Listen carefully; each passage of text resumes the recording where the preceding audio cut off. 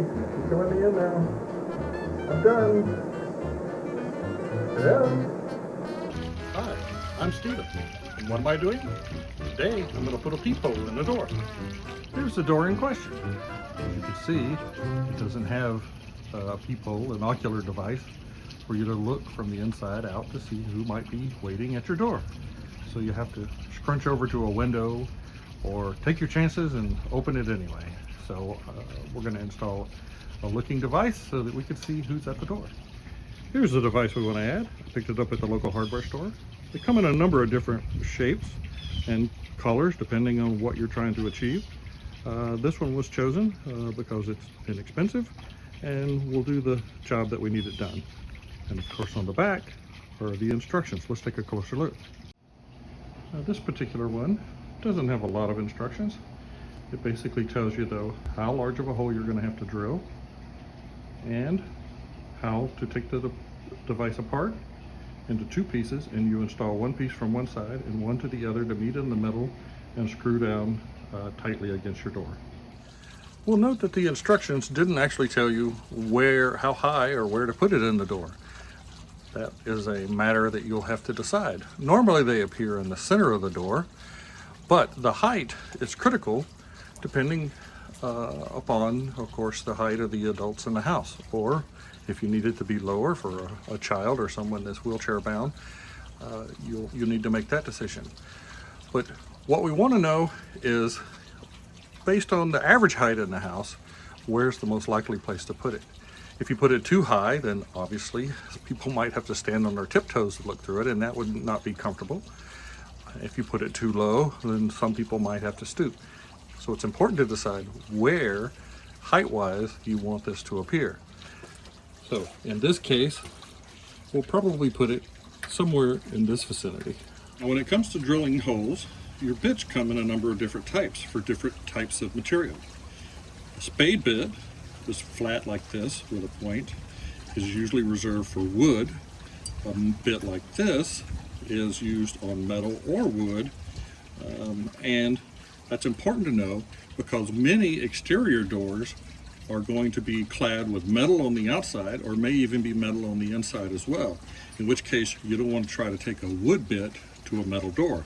And if you're not sure, find yourself a magnet, anything that has a little magnet on it, and let's stick it to the door. If it sticks, you definitely have a metal door. So we're going to choose this bit in order to do our drilling. You want to make sure you measure both sides to make your mark, because we're going to drill from both directions. So to do this, might have to open the door, obviously, measure from the top to find the distance down you want to be, in which case I want to be about here. Then you want to measure left and right to make sure you find the center of the door.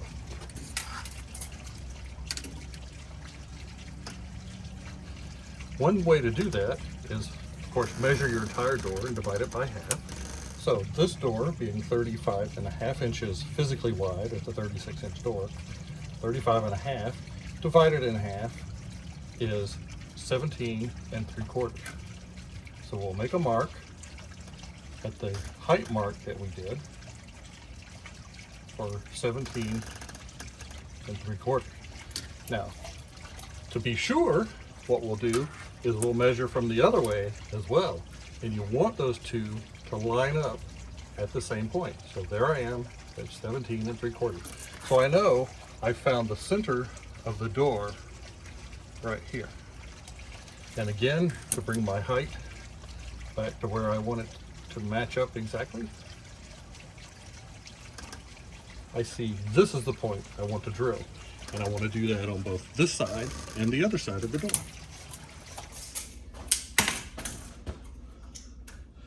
So we'll get the height that I want. We'll measure the 17.75 this way. Come down a little bit to get to my line. 17.75 this way. We'll measure to double check 17.75 from the other direction. So we know this is the center point I want to drill. right there. Now I've already established that my door is metal clad by using the magnet. So I'm going to use the multi-use bit in order to drill halfway from this side, and then I'm going to go to the other, because remember, if I don't go through exactly straight, then my peephole might not tighten down the way that it's supposed to. So I'm going to do half from this side, half from the other side, and hopefully we meet in the middle the way that we're expecting.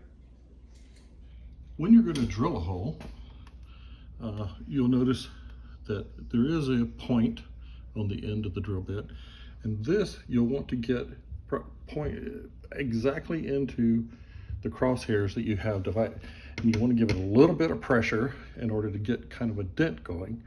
In this case, whether it's wood or metal, usually you want to get it started, and then you drill through the door as straight as you can, as perpendicular as you can, and we're only going to go halfway.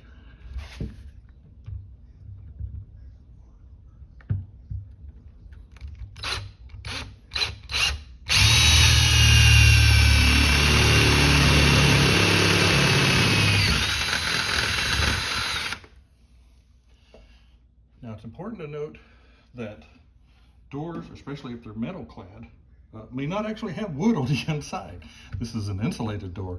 So if you'll notice what came out of the hole as we drilled, it's actually a combination of fibers to give this door a certain kind of insulation. So you don't want to be pressing so hard that you jam through to the other side. Remember, we want to meet up on the other side so that we get a nice clean fit. All right, we're going to do the same thing on the outside. I'm going to line the chisel point of the drill onto my crosshair, give it a slight press so that it begins the indentation, and then I'm going to drill.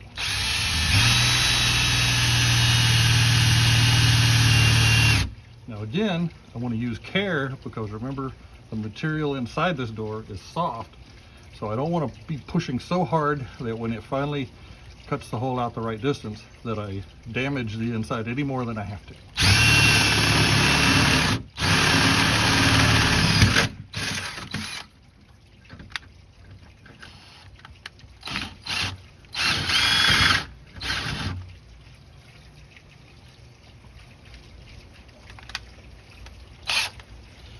Now I'm going to take my drill bit off the drill, and I'm going to just see how well I might have done here. I'm just going to use hand force and go through. And so it looks like I've lined up pretty well. This is good. So you can see from this side that my hole seems to meet up pretty nice. But the real tell will be when we take this out of the packaging. The packaging in this is pretty simple. This is the way the device looks. But when you get it, you will unscrew it. You'll unscrew it like so. It has a little bit of extra length. Depending on the width of your door, it might need a little bit of extra length. So that's be important to note if you have an unusual door. But for your typical door, this is going to fit the standard sizes that you have. In fact, it seems to be quite long. It's going to fit a lot of doors. There we go. So it comes in two pieces. So we put this piece from the inside, we put this piece with the lens on the outside, and this is what gives you the field of view. So let's do that. Okay, one of the things that I should point out, this can happen even with a wooden door to some extent. You can have little splinters, but with a metal door, sometimes when you drill it, you might see some little metal flakes that are sticking up from the outside.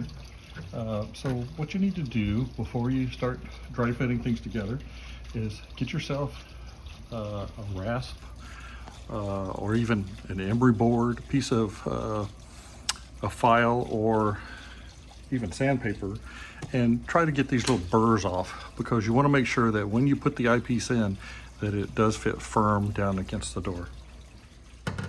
So let's take these off. We don't want to go so crazy that we bungle up our hole, but you do want to make sure you get those extra little burrs off. might hinder a good fit.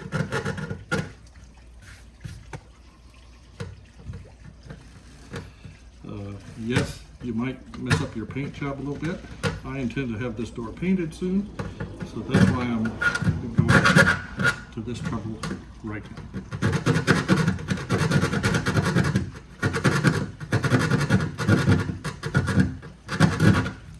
There we go. Let's check the inside.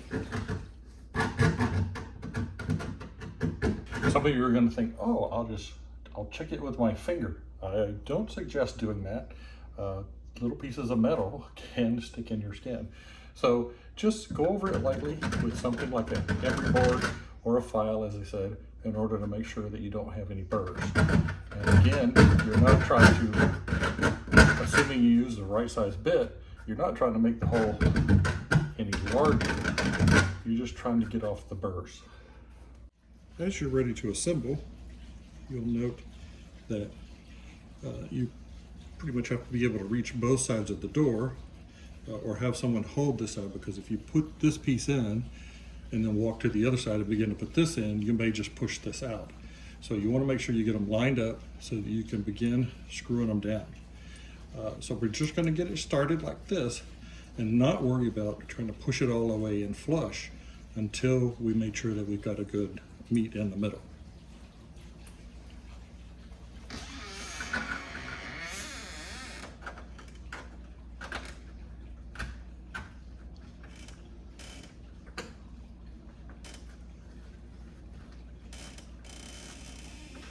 So there, you'll see I was able to meet it up in the middle and the outside, but I haven't pulled it down flush yet. You can see.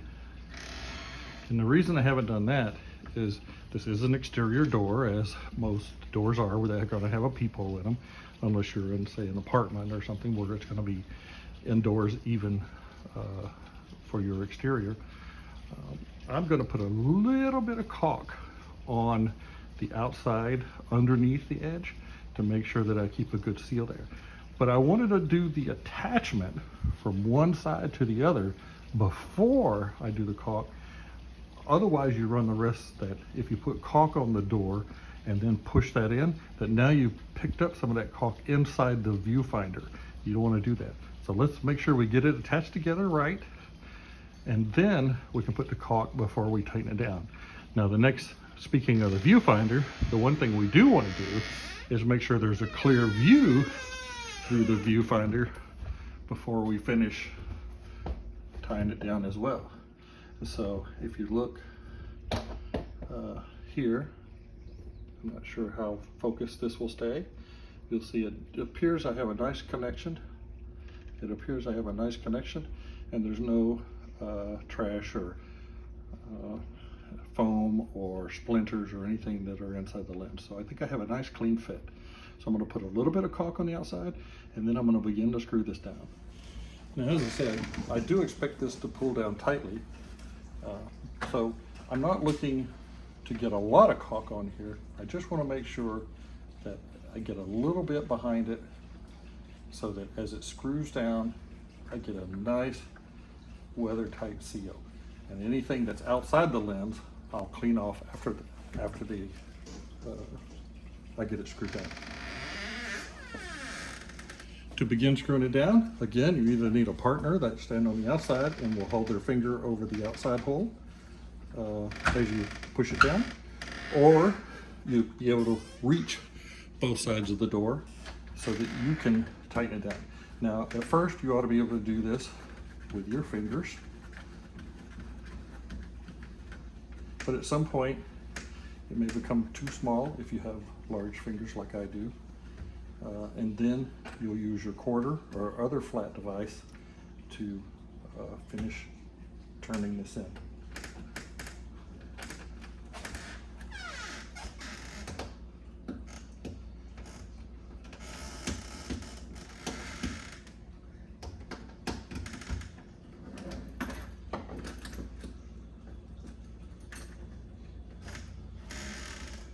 If your alignment is good and you're able to tighten this down by having someone hold this side or being able to hold it yourself while you do the other side, you'll see that both sides go down nice and flush.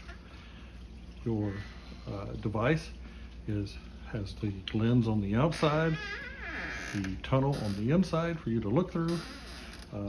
There are indoor ones that actually have a bigger screen on the inside for those that might have some other vision issues. They even make them with cameras and other kinds of things involved in them, but that usually involves having a larger item on the inside where batteries would go. So I'm not worried about that. We just want a simple peephole in the door, and that's what we have. So now we can wait on whoever comes to the door. And that's it. Took about 20-25 minutes.